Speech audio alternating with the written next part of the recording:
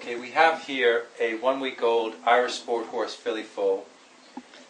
She was born 10 days early, and she was a big filly foal, so she was probably compromised a little bit in utero, and as a result she was a little bit squashed up. So she was weak behind, was very roached or kyphotic through the lumbar spine, was a little bit on her toes.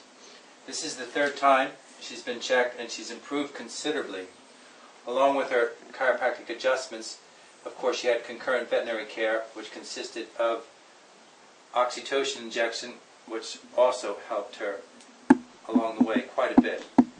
So the main adjustment that we found was this L4, L5, fourth and fifth lumbar vertebra in the area that was kyphotic. And we're just going to recheck this again today. So we're looking to see if there's any restriction or fixation.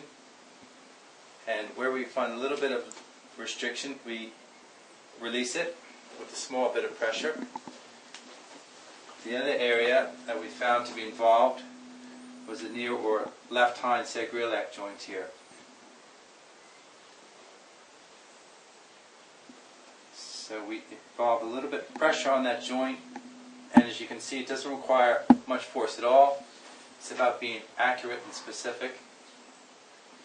Okay, so as we see now, we go back through that lumbar spine. There's a nice bit of give. Bounce through that curve.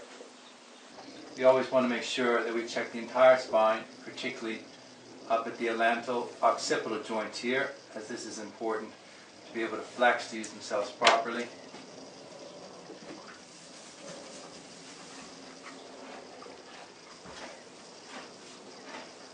Just a little bit of rotation here. And that's all that's required. Go down through the cervical spine, and there's no problem evident there.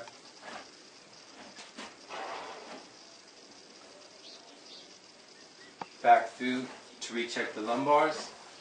Nice bounce and movement through everything, no restriction, no fixation, and that's ensuring that we don't have any lesions where the nerve root exits the IVF. Okay, very good. So in summary here, the benefit really was catching a problem early. The problem was we had lumbar kyphosis.